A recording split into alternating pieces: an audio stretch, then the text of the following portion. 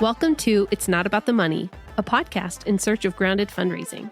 I'm Heather, and together with my co-host Andy, we look beyond the quick tips and formulas. Join us as we explore the nuance and complexity of ministry fundraising. If you want to thrive in partner development, not just survive it, this is the place for you. We are excited to be here again today with Andrea. If you didn't listen to the prior episode, Andrea comes to us as somebody who has fundraised, who has coached those in fundraising. She lived overseas herself. She helped others get equipped for their ministry, and she currently works with organizations and individuals around the tool of the Enneagram and really helping people in their leadership and in their ministry. So we are so excited to have Andrea back today to talk more specifically around how the Enneagram can be a great tool and encouragement as we seek to raise funds for the ministry we've been called to. Thank you. I'm excited to be back and to chat with y'all today. So I'm not sure that people really have considered, how does my personality type, but specifically, how does my Enneagram influence the way that I fundraise? There's 9 types. We talked about that last time. Let's just maybe start by going over what are the strengths of each type. Absolutely. And feel free to jump in. I can get long-winded with this. So just feel free to interrupt and jump in as needed. But Andy, like you said, there are 9 dominant types. I prefer to use the numbers, like I mentioned in the previous episode, just because I feel like there isn't any attachment, negative or positive, with those numbers. Because names can have a lot of baggage. Absolutely. Associated and with people them. are like, oh no, I'm not that. So hopefully I can explain it in a way that feels positive, but just know I do prefer numbers. But okay, so type 1s, we'll just go ahead and jump in, are often called moral perfectionists. And the reason that type 1s often feel mistyped is because memes will often show them as super organized or very neat and clean. And that isn't necessarily every type 1. The perfectionism of a 1 really speaks to that moral piece. So 1s tend to be very black and white, right, wrong, yes, no. They know how they want the world to be, and they strive to make the world the best that it can be. Their strengths, they tend to be responsible, wise, honest. These are people that we know we can trust. So those are the strengths of a 1. Yeah. So type 1s, I'm going to tell you some strengths, their leadership superpower as I see it. I think we all have leadership superpowers. And then I'll kind of say how that can be a huge benefit, but some things to be aware of as well. So type 1s, their superpowers, they are great at creating systems and operations. They tend to be people, like I said, that we know are responsible, that we can trust, and they can put together these systems and processes. However, with their black and white thinking, it can often be hard for them to be flexible and changing that up. They tend to think, okay, this is the right way. If everyone will just do it this way, then we'll be great. So in support raising, I think we can all see how this would be a huge benefit. They probably know who they have contacted, who they need to contact, who they need to follow up with, who they need to write a thank you card to. However, with 1s, and this is really for all types, but I want you to go in open-handed, knowing that no is a perfectly acceptable and okay answer for people to give in support raising. And it doesn't mean that your system is wrong. It doesn't mean that it's broken. It doesn't mean that you have done anything bad. But it also might be if you keep getting no, or feedback that maybe isn't what you necessarily were hoping for, maybe you need to tweak your systems and operations just a little bit and be open to other ways of support raising. So for a 1, they're probably going to be very organized. They are going to be on top of things. However, that flexibility piece is really what I would caution 1s. Make sure that you stay flexible. It's like you're reading our minds, Andrea. We talked so much about this in the first season of the podcast, where we can just trust in the formula to do the work for us, and then have such high expectations because we thought through it so carefully. Yeah. But then there's a lot of other dynamics there, including the Holy Spirit. Mm-hmm. And man, it can be so discouraging to get no after no after no. But what I used to tell people when I was coaching them was, don't say no for people. So don't go into the meeting like, oh, you're probably going to say no, or just think, well, they can't afford to support me. So don't go into the meeting already having said no for the person, but hold space for the no, and know that the Holy Spirit is working in you and the other person. So this might not be what they need to support, or maybe now is not the time. So just, I think, to hold space for both. Don't say no for people, but also hold space for them to say no.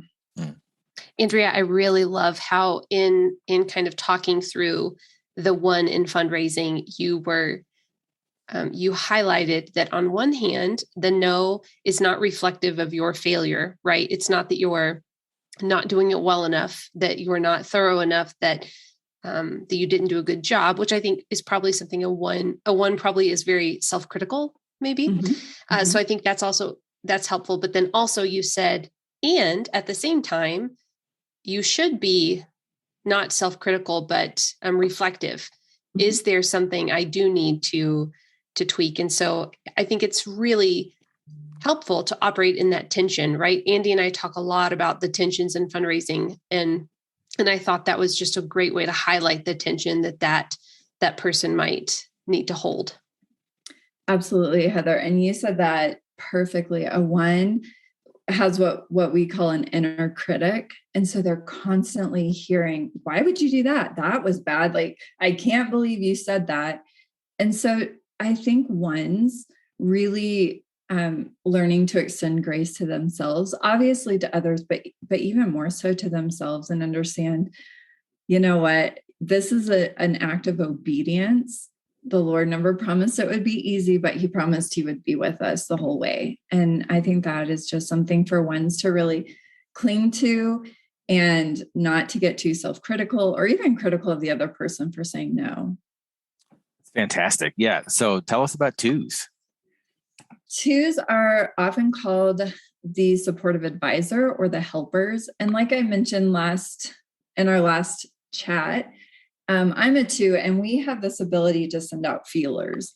So we read the feelings of a room, and we often push aside our own feelings and emotions and our own needs. So we're constantly trying to help others in life, whether they ask for it or not. So the strengths of a two, they tend to be very compassionate, nurturing, helpful. They tend to be very loving. So you can see this fits in so well with their leadership superpower of just being caring and supportive. They are gatherers of people.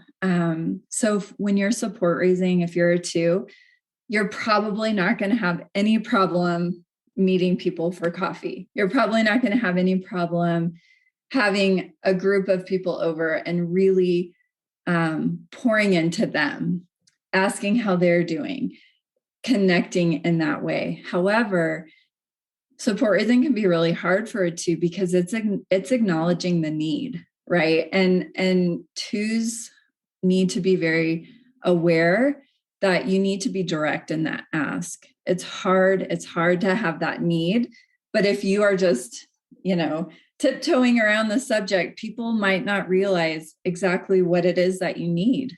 Do you just need prayer support? Do you just need, people to be on your newsletter? Do you need monthly support? What is it that you need? So for twos, it's really stepping out of the comfort zone of meeting the needs of others and acknowledging this need that you have and being obedient to allow others to join in and fulfill that need. Andy and I feel very strongly that fundraising is calling people into partnership, right? It's not about the one-sided exchange of resources. It's about a partnership that is developed for God's purposes and your own edification, right? And so what I see maybe a tension showing up for the two is a 2 is able to really see the person that they desire partnership with. They're able to attune maybe and understand what that person kind of needs from that partnership, but maybe they struggle to really show up in a way that lets the partner see them and really holistically support them. Would you say that's true?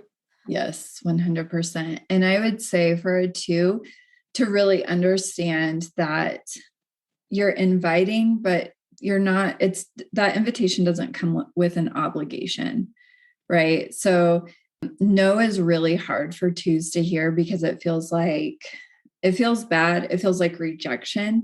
And so 2s just need to understand that going into these meetings, you're going to hear no, and that's okay. And that's not a reflection of you personally. It's not that you have not fulfilled some part of the relationship or that something is missing or wrong or bad. It's just, it's perfect. It's a perfectly acceptable answer.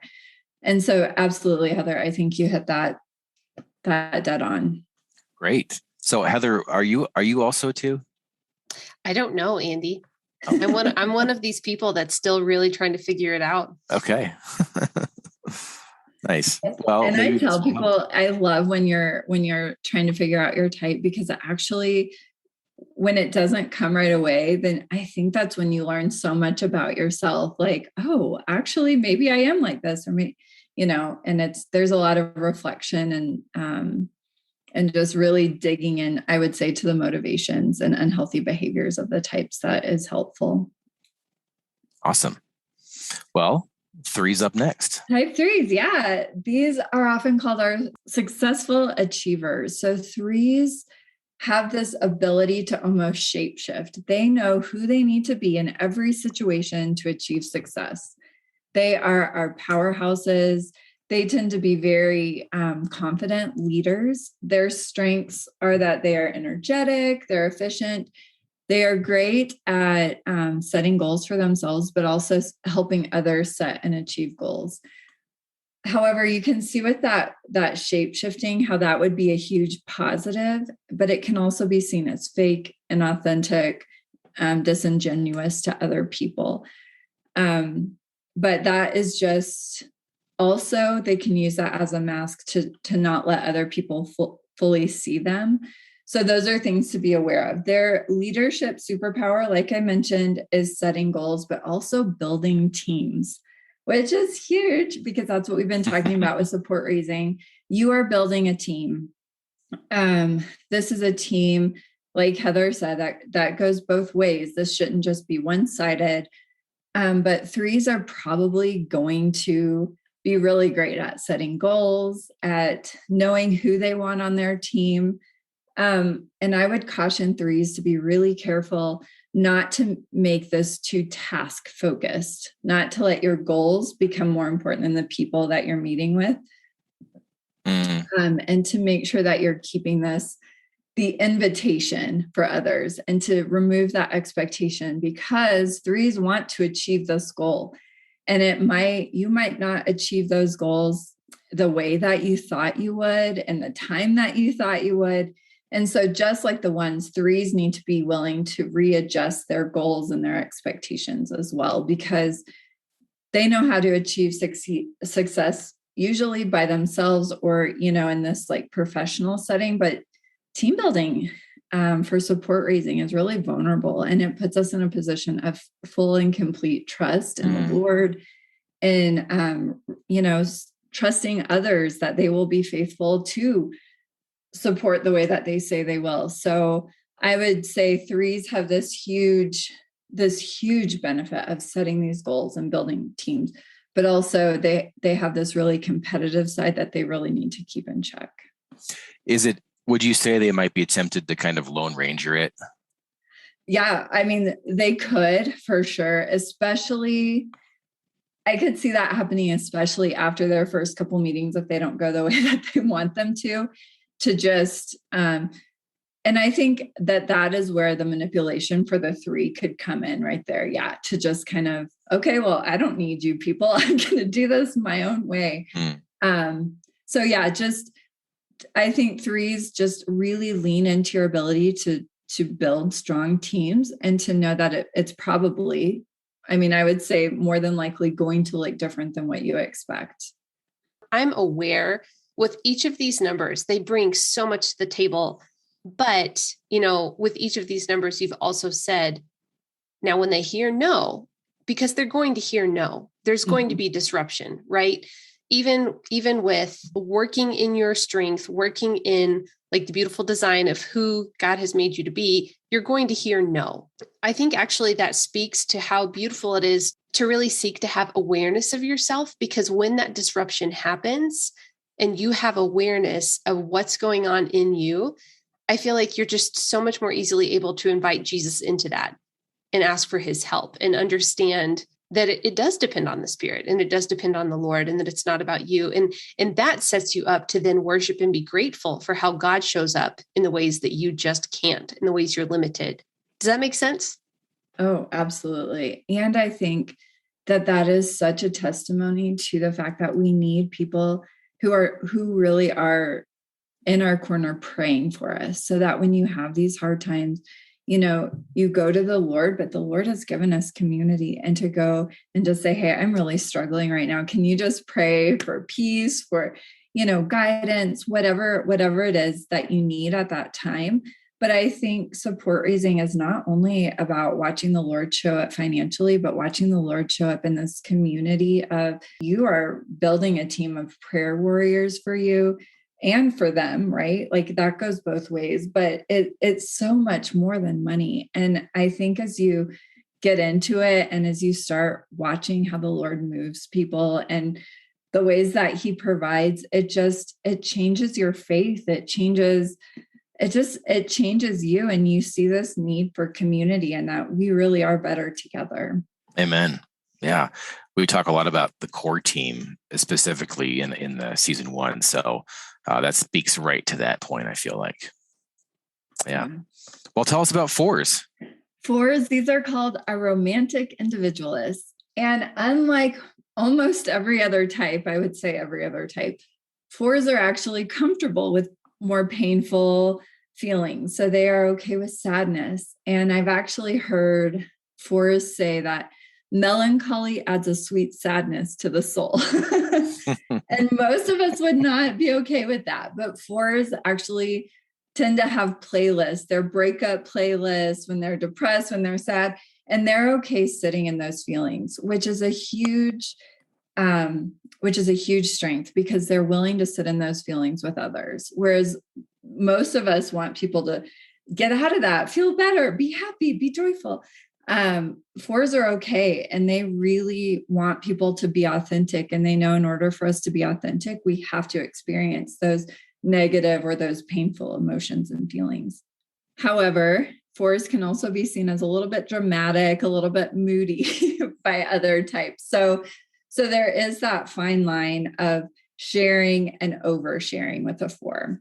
Their strengths are they tend to be very expressive. They tend to be very creative. And like I said, they just really want authenticity. They want authentic connections, and they want people to be okay with them being their authentic self. Their leadership superpower is obviously their creativity, but also their compassion for others and just their willingness to sit and be. So here's what I will say about 4s. When I was thinking about support raising, 4s want to be unique. They don't want to be like anyone else. So for support raising, 4s might want to just go off and do their own thing, make a brand new system that no one's ever tried before, which can be huge and powerful and great. However, there's wisdom in knowing that people have gone before you, and there are things that have worked and things that haven't. So I think holding that balance for a 4, knowing, okay, you want to be unique. That's great. You can do things your own way, but also don't throw aside the wisdom of those who have gone before you. And 4s also need to be aware when they're meeting with people to emotions are important, but they shouldn't drive the bus, right? So that everyone doesn't need to hear every emotion, every feeling that you're feeling in that moment. And so they could maybe be too people-y and not enough task focused. So really meshing those two together for a 4 could be challenging, but it could also be this huge power for a 4 that they just do fundraising and it looks so different than everyone else's. So yeah, that actually brings to mind, there was a girl that I coached a few years ago that is a 4. And it's just interesting. At the time, I didn't know that. That's something I've learned since then. But at the time, I remember just having this like tension of sometimes being like, wow, I really love the way you're striking out on your own and presenting your need and drawing people into the story and the vision. But then also kind of coming up against this, okay, hey, you don't have to just strike out on your own and throw all this to the wind, right? There's this, as you said, balance to kind of humbling yourself to systems that maybe aren't your idea, but that are helpful. Mm-hmm. But also, yes, I love the ways you're just creatively blazing forward in ways that other people don't. So yeah, I definitely, from a coach perspective, have experienced that. And I would say, for 4s, you don't have to recreate the whole wheel. Maybe you just do some of the spokes, but you keep the framework, at least initially, because if you've never raised support before, especially, larger sums, you need to probably start with a framework that others have used and has worked, and then you can be creative from there. But I think overwhelm and exhaustion and just giving up can really come if we just try to go out on our own and we don't, like you said, humble ourselves to the wisdom and the advice of others who have done this for much longer than we have. Right. And that's exactly what I saw as the coach, right? Like the reason it sticks with me is because I saw the exhaustion and the overwhelm and I desired different for her. Yeah. Right. Would a 4 be someone who's more likely to, in a donor meeting, to tell stories versus offer some statistics? Yes. And personal stories too, or even stories that maybe don't completely relate, but that yes, 4s are probably going to struggle with that direct ask, or they might, because they could be very stories and feelings oriented. And people are like, so, okay, you're excited about this. You're really passionate about it. What is it that you actually need? And so that really does come in, like the sharing versus oversharing, that we need to share. People need to hear our hearts. And of course, there's a time and a place and people where you share more than you ever would with anyone else, but that's not every single meeting. Sure. And stories are just so important and powerful. And so this is something that comes intuitively to a 4, but realizing also that some of the people they're talking to may also be motivated by hearing the statistics and why this group is still unreached, for example. Yes, which actually is a great segue into the type 5s. Perfect. There we go. So type 5s, these are often called our investigative thinkers. 5s are in that thinking intelligence center that we talked about in the last episode. 5s research. They tend to be our experts, but they don't always speak up because they're so worried that they're going to give misinformation. 5s also tend to be our most introverted of the Enneagram types. And I have a 5 friend who told me she not only has a secret place, but she has a secret place. So she has places that no one knows. And so we can kind of see the challenge probably starting to form already, but their strengths are that they're perceptive, they're curious, they're sensitive, and they really are wise because they want to know. So I think of 5s, when 2020 happened, March of 2020, they knew that they probably already knew that hand sanitizer was not going to be our saving grace. They already knew all these things that we were being told to do. They're like, well, yeah, but that's not really the whole thing. Actually, we need to do X, Y, Z. Their leadership superpower is that they can inspire with new ideas and concepts. So they can be very, very inspiring, and they have this amazing store of just knowledge if they will share it. However, their introverted side can really be a hindrance to them. So for 5s, I would say when you're support raising, you're going to have to know, okay, your energy bank, 5s are depleted by people. So they know, okay, I've got this much energy that I can meet with this many people. 5s, you're going to have to probably be able to give a little bit with that energy bank. So you might have to step out of that comfort zone and know, okay, I'm actually going to have to meet with them. I don't want to right now. I feel really depleted, but know that this is important and that this is a sacrifice. This is part of being obedient.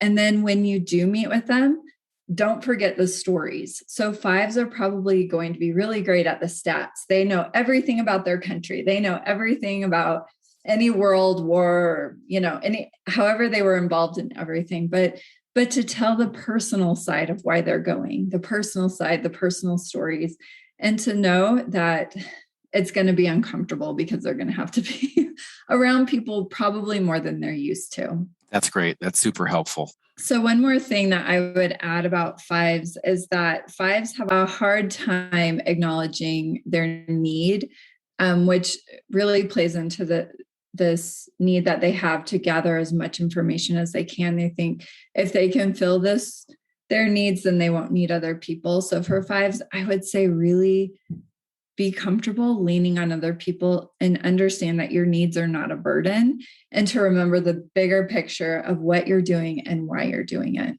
That's a great takeaway for fives. All right. Home stretch. Tell us about the sixes.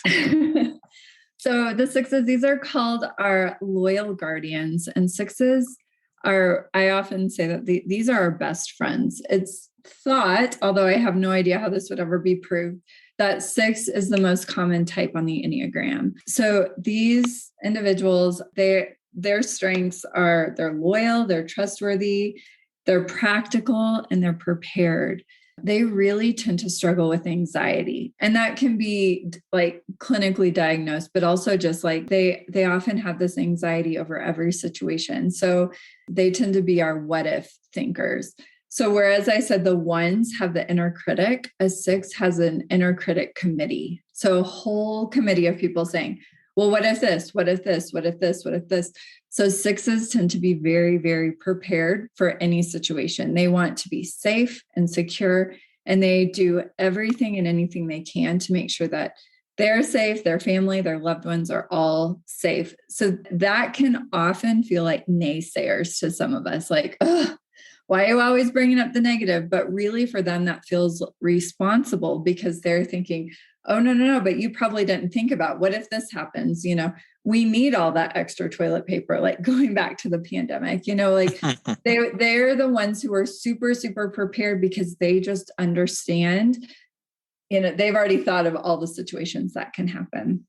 Their leadership superpower is their commitment to others and their problem solving ability, which totally plays into that being able to see every situation. So for support raising, I would tell a 6, you are already probably loved and beloved by so many people. And that is a huge strength. So as you're meeting with people, they like a 2, a 6 probably isn't going to have a hard time meeting with people for coffee or gathering individuals. That's going to be one of their strengths. They're also probably going to be really good if their strategy or the plan that they have before them, if it's not working, they're probably going to be able to really creatively problem solve some of those situations and be more flexible in their thinking than a 1.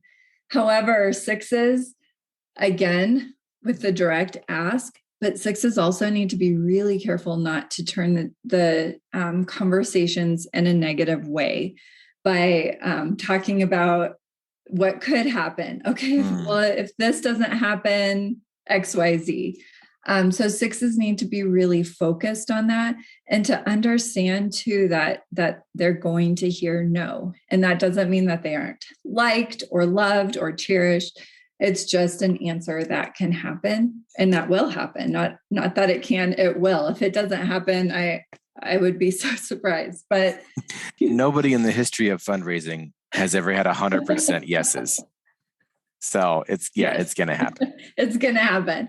And it's so hard for all of us. And we all internalize no's in a different way, I think, or make it usually about us when if we can kind of take ourselves out of the situation and understand the Lord's in control of all this.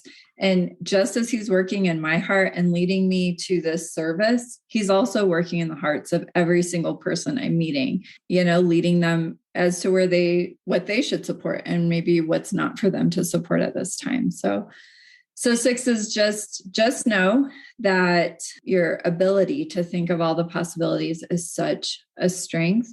However, it can also be a detriment if you're just stuck in that thinking and not moving forward. And okay, but what if it turns out better than you think? Or what if this happens? What if they give more than I think? Or what if they know someone who can? So maybe even redirecting those what ifs from the negative that can happen to the positive.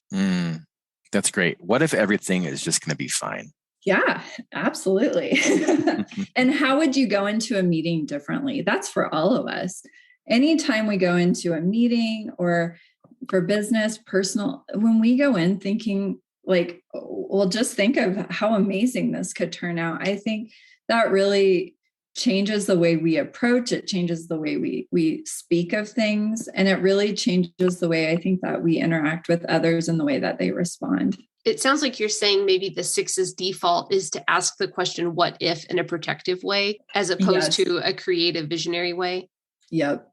Yeah. And they, like I said, they're great problem solvers, but yeah, absolutely. That anxiety kind of turns their what ifs more, right? Exactly. More to the negative rather than, well, but creatively, what if? That's huge. That opens so many possibilities. All right. Well, 7s are next. I'm a 7, as I said last time. So give me the download. Yeah. So 7s are often called our entertaining optimists, and 7s play the role of like life of the party. And I think that is a huge strength. They can be friends with everyone. However, while their circle is large, it might not always be deep. So 7s usually are very wide in who they know, and their perspective on relationships tends to be different than some other types. Like a 2, for instance, wants deep, whereas 7's okay with wide. And I want to challenge everyone with a 7 that 7s actually really need to be taken seriously. So we think of them as the life of the party, but they absolutely. Yes. And I think so often 7s are portrayed as like, the clown or this really fun, loving kind of person, which is true, but also at the same time, there's a depth and a creativity to the 7s that a lot of people don't see because it's often overshadowed by this fun, this needing to fill. Does that feel true, Andy? It does. Well, yes, but it was interesting that you in the triads you lumped the 7s into the thinking. Mm-hmm. So it seems like it's, how does that compute? How does that work together? Yeah, the thinking clown. So 7s are kind of a mystery, and they behave and act very different than the 5 and 6, obviously, as we've seen.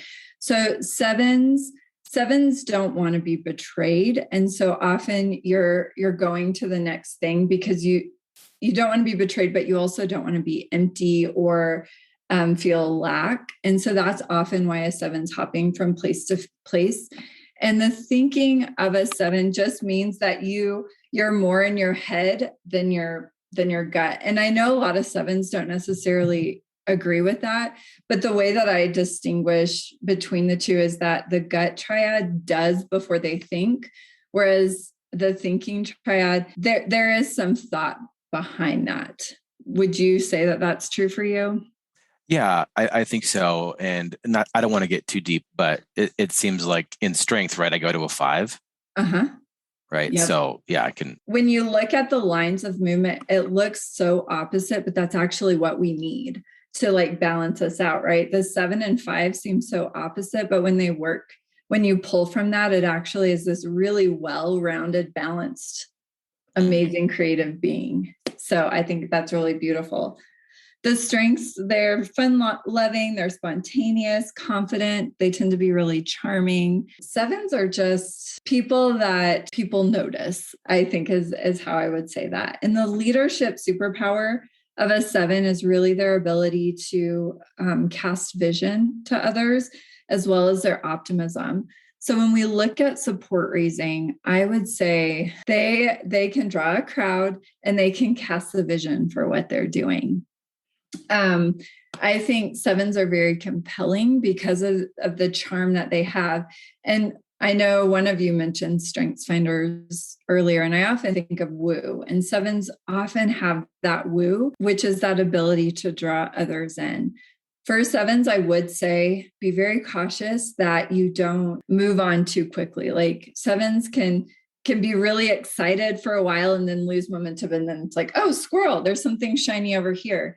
And support raising it's a marathon. It's not a sprint, and it's not going to happen, automatically. So Andy, what would you say to that? I resemble that remark. Absolutely. As Andy's co-host, I can't tell you how many times he's run out of the studio chasing a squirrel. Just kidding. Yeah. That's why we have the blinds closed. That's right. Keep Andy focused. Yeah. But that is also a power of a 7. So when a 7 is really passionate about something, it because they are focused and they're there and they have a creativity that the other types don't have, just because they have the ability to see things, unlike the 6 where in the negative, but 7s tend to be almost overly so in the optimism. And so they see probably the what ifs in a more creative, like, oh my goodness, but what if we did this and all of this could happen? 7s, we need 7s. They are our vision casters. So we need you, Andy. and we need the 6s to say, well, you need to think through this a little more. Absolutely. We all need each other. And I think what I see happen in so many places is that we look for leaders who all look the same, who have the same strengths. And the problem is when we do that, then we're just like, a lopsided team. We need all the beautiful roundness of all the personalities working together so that we are this well-functioning team, organization, whatever it is that we're doing. We want to be well-rounded. Mm. Yeah, it's like we need the fullness of the body of Christ. Like that's the biblical connection there. We're not all eyes or hands or feet. Yeah, great. And I think that, that's just another nod to the importance of even considering this tool in light of your core team. We're not telling you need to go mobilize one of each number. I think it just speaks to, yes, it makes sense that we would have a core team. It makes sense that we would have a diverse group of people committed to us and committed to the vision of what the Lord is trying to do. And one other thing I would add to that I was just thinking of is as I'm sharing the types, sure, you're going to have a type, and this is going to be how maybe you approach support raising, but keep this in the back of your mind as you're meeting with people. And so if they're asking more questions, if they're needing more information, it might not be that it's because they're doubting or because they don't want to support you, but because as an individual, maybe they're a 5 and they need all the information to make the best decision that they know how. So keep that in mind as you're meeting with people. Don't just focus on stories like we've talked about. Don't just focus on facts, but really you need both. And you need to be able to meet each person where they are and be willing to give them the information or to give them the support, whatever it is that they need so that they can make the best decision for themselves. Yeah, I think that's a really important reminder. And also just, again, pointing out that you said that we all have all of the types within us, and it's not helpful to start thinking of your type as like a box around you that you can't break out of. And I would say, kind of in tandem to what you just said, remember that you are able to draw on, I guess, other strengths that aren't necessarily your core strengths. You are able to do that, not in a way that's inauthentic or manipulative. I think if you start to try to do things from that space and you don't feel like you're being real, then you have a problem. But you are able to kind of adapt to provide what you perceive people need, whether it be statistics or stories. None of this language is to point out your inadequacy. It's all to really blossom your strengths and help you be aware of areas that you might not naturally gravitate to.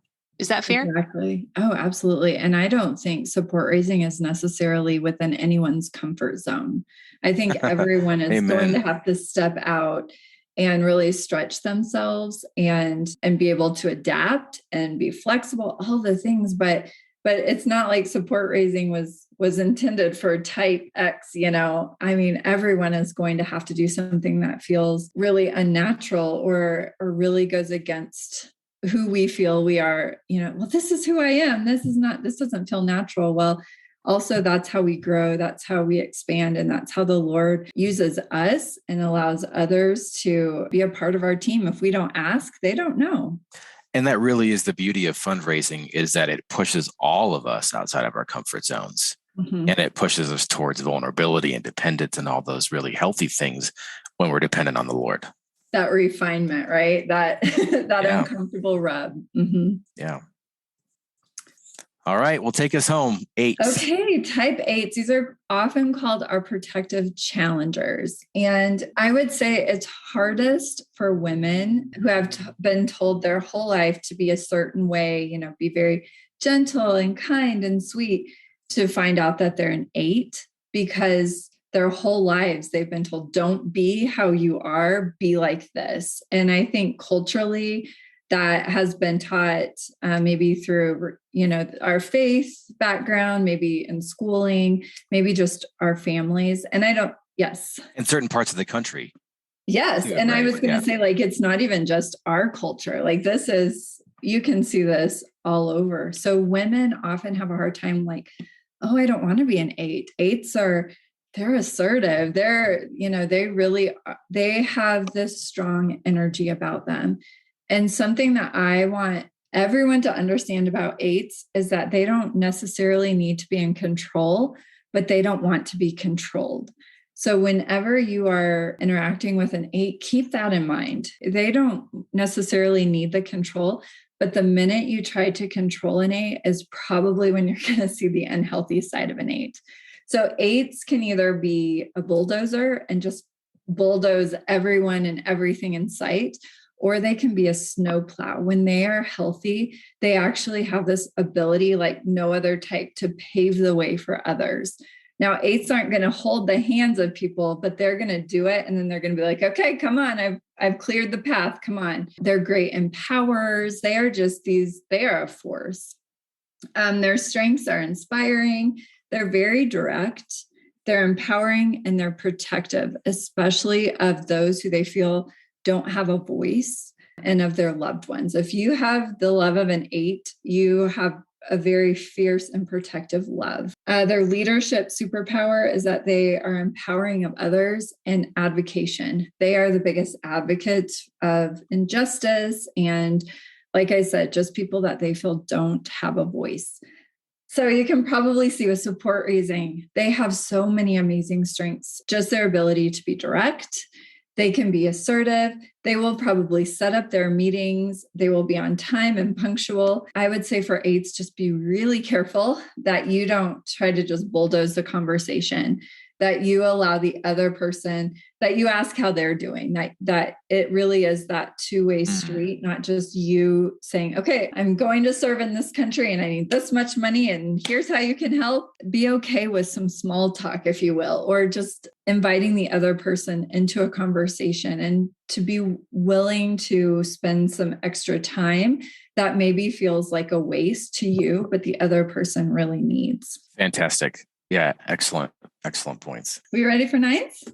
Let's do it. All right. Type 9s. These are our peaceful mediators. So 9s have a really easy time of hearing people's opinions and agreeing. So they can say, oh, yes, I can see where you're coming from. I can see where you're coming from. And you can probably see how that would be a great mediator. They are able to take different opinions and find the common ground, find the harmony and the peace. The problem is 9s often lose their own voice. They are kind of asleep to their own opinions because they're trying to mediate and keep the peace with everyone else. Their strengths are that they're pleasant, they're peaceful, they're patient, and they're open-minded. And their leadership superpower is in creating peace and resolving problems. We need nines. We need these people who will stand in the gap for us, really. They will bring our differences, they can hold our differences, but find our similarities and bring us together in that way. Nines are going to be really similar to a 2 in that directly asking for what they need and for humbling themselves. That's going to be really hard. And maybe even setting up meetings because they don't want to bother anyone. Oh, I can do that tomorrow. They're probably busy. So nines, don't say no. Don't say no to people. And I think if nines will really lean into their gift, they'll be able to say, oh my goodness, even address concerns before people voice them. So you might be thinking, man, how is she going to raise all the support? Well, I can tell you, I only need X number of people to support X monthly. So if nines will lean into their ability to mediate differences, they can actually address those differences before they come up or as they come up. They just have to be willing to step outside of their comfort zone and actually do that. That's great. I love that idea. We've just mentioned it over and over, but the body of Christ is rich and robust, and we don't need everyone to be the legs or the eyes. In fact, that would be a really incomplete body. So when we work together and we pull these strengths and we acknowledge them, how powerful is that? And it's so amazing to see the Lord's creativity and how he created us. Yeah. And I think the key takeaway here is a couple of things, but I love what we said, that there isn't one type of person that is necessarily designed for this, for fundraising, that's going to do it well. No. and I think the takeaway for all the listeners would be to look at yourself, try to figure out what are the aspects of your strengths that you want to leverage to really succeed at this. Yeah. And just the willingness to press into the uncomfortable and the hard and to know, okay, these are my strengths, but this is where my strengths aren't, but I do need to lean into this as well in order to be successful in this.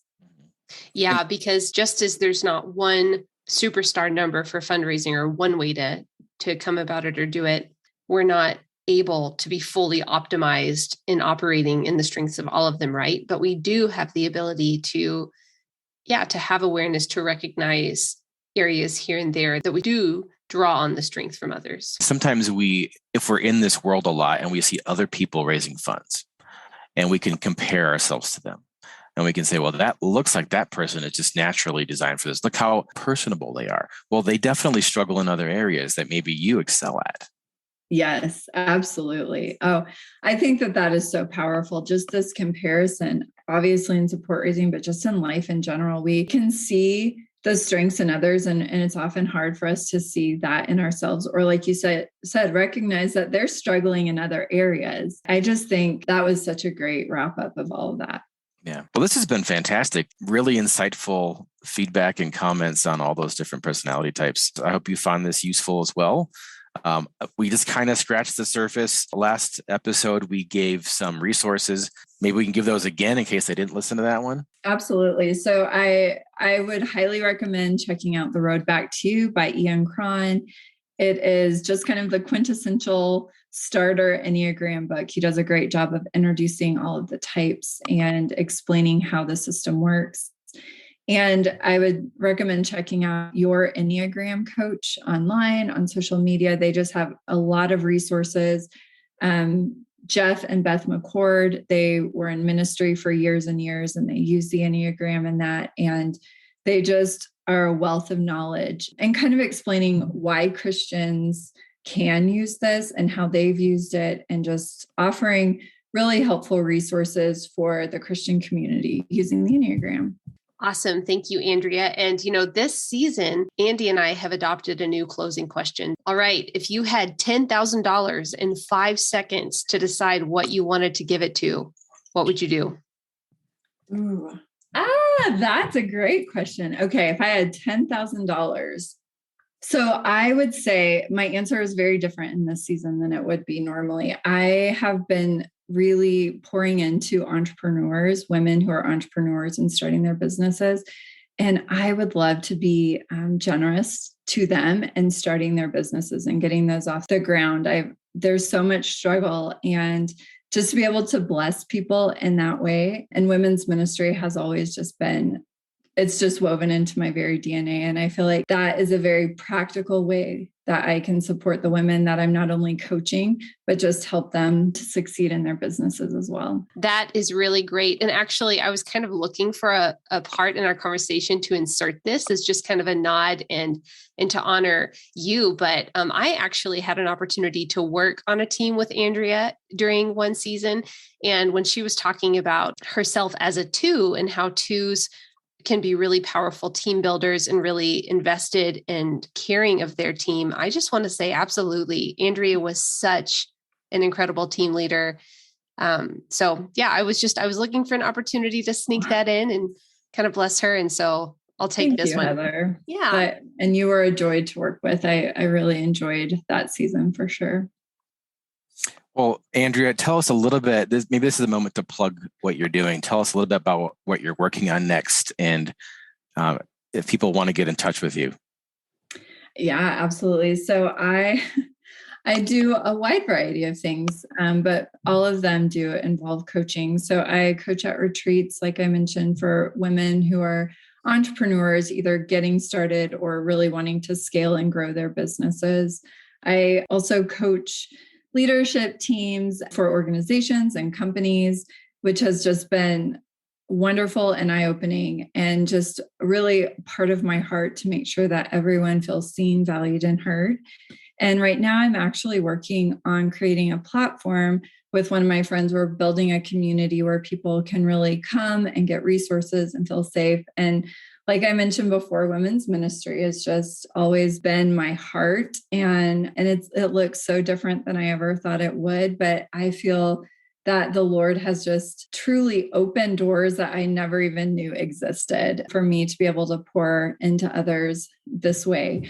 I'm on social media at Andrea Lowe, and I would love to connect with you. I have a website. I have opportunities for people to sign up for workshops, to come to our retreats, and just to learn more. And on social media, I just kind of speak about the Enneagram, but also leadership and how powerful it is for us, like I said, to be seen, valued, and heard. So people can find you on Instagram, and they can start there and find all the other Yes. pieces. Yep. I've got a link with everything there. Yes. Okay. So one more time, Andrea Lowe. Yes. Lowe. Yes. Yeah. Andrea Lowe was taken. She's an English actress, so I had to put my middle initial in there. Naturally. Yeah. That is really great. Well, Andrea, thank you again so much for your time. We have so enjoyed this conversation and are really just trusting that the Lord is going to use it to bring help and encouragement in the fundraising process. Yes, absolutely. Thank you for having me. It's been a joy. It's Not About the Money is presented by Provisio Fundraising Solutions. Provisio equips support-based workers with flexible training, practical resources, and one-on-one coaching. Find out more at provisiofundraising.com.